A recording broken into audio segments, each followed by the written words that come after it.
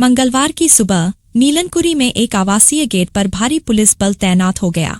सीधे बढ़ती हुई गुस्साए राजनीतिक कार्यकर्ताओं की भीड़ से जा टकराया। घर के अंदर डीएमके पार्टी के दिग्गज नेता और तमिलनाडु के पूर्व उपमुख्यमंत्री उदयनिधि स्टालिन मौजूद थे।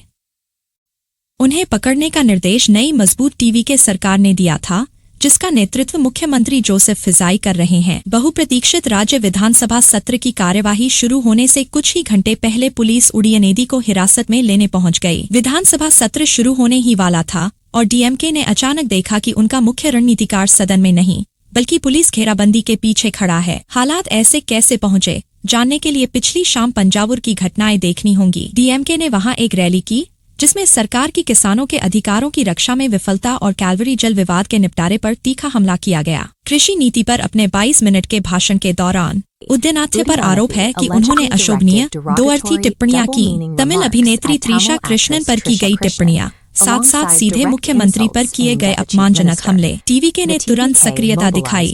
उनकी महिला इकाई ने स्थानीय पुलिस के पास पहली सूचना रिपोर्ट दर्ज करवाई। जरा इस कानूनी धाराओं की बौछार पर ध्यान दीजिए। पुलिस ने उदयनाथी पर 9 अलग अलग आपराधिक धाराएं लगा दी, जिनमें दंगा भड़काने और शील भंग जैसे संगीन आरोप भी हैं। किसानों के आंदोलन की आवाज दब गई और डीएमके को सार्वजनिक शांति के लिए खतरा बताने वाली पार्टी के रूप में दिखाया गया।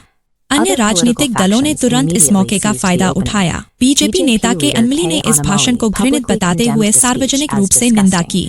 बीजेपी की ही नेता खुशबू सुंदर ने बिना शर्त सार्वजनिक माफी की मांग की और यह धारणा बनी कि उदयनाथी में नेतृत्व के लिए संतुलित स्वभाव नहीं है।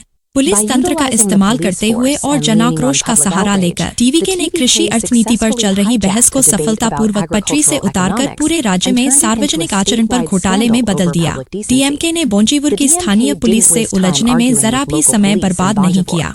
मंगलवार दोपहर 2:15 तक उनके वकील मद्रास हाई कोर्ट में मौजूद थे। उन्होंने कहा कि 22 मिनट के भाषण को काट छांट कर पेश किया गया है।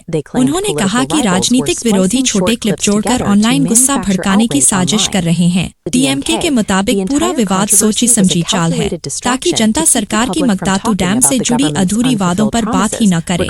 कुनिमोजी समेत डीएमके नेताओं ने गिरफ्तारी के वक्त पर सवाल उठाते हुए इसे विधानसभा सत्र से ठीक पहले विपक्षी नेता को चुप कराने की गैरकानूनी चाल बताया। हाई कोर्ट में इन आरोपों का सामना करते हुए सरकार के वकील ने अचानक अपना रुख बदल लिया और कहा कि पुलिस का उदयनादि को ज्यादा देर तक हिरासत में रखने का कोई इरादा ही नहीं था। यहीं से जज की कानूनी दुविधा साफ दिखती है, क्योंकि पुलिस पहले उन्हें पकड़ चुकी थी। डीएमके की अग्रिम जमानत की याचिका तकनीकी तौर पर अप्रासंगिक हो गई। आज ही बुनियादी पूछताछ खत्म होते ही तुरंत उदयनादि को छोड़ने का कड़ा आदेश दिया गया, जिसने पुलिस के हाथ पूरी तरह बांध दिए। न्यायपालिका ने संकट को निष्क्रिय कर दिया। विस्फोटक राजनीतिक हिरासत को पकड़ो और छोड़ो तेज प्रक्रिया में बदल दिया। तय किया कि विपक्षी नेता बेधड़क विधानसभा फ्लोर तक पहुंच पाए। उदयनादि के छूटते ही डीएमके ने फौरन इसे नैतिक जीत के तौर पर उछाल दिया। तानाशाहीनुमा दमन से बाल बाल बचे पीड़ितों की छवि करते हुए, लेकिन टीवीके ने रणनीतिक जीत दर्ज कर ली। उन्होंने साबित किया कि वे कथित अपमान पर तुरंत राज्य की कानूनी मशीनरी झोंकने की इच्छा और क्षमता रखते हैं। अब सिर्फ 20 मिनट का रैली भाषण भी मानो जिंदा गोलियों से भरा मैदान बन गया है, जहां किसी एक तराशी गई पंक्ति को चंद घंटों में बहुधाराओं वाले केस में बदला जा सकता है। आने वाला विधानसभा सत्र आपसी अविश्वास के बादल तले शुरू हो रहा है, जहां हर प्रस्ताव को इस 24 घंटे की कानूनी झड़प की नजर से देखा जाएगा। ऐसे माहौल में किसी भी नेता का सार्वजनिक भाषण अब उसकी कानूनी कमजोरियों से अलग करके देखा ही नहीं जा सकता। जब हर रैली रिकॉर्ड हो और मुकदमे तेजी से बढ़ाए जा रहे हों, तो उनकी कानूनी कमजोरी दिखती है।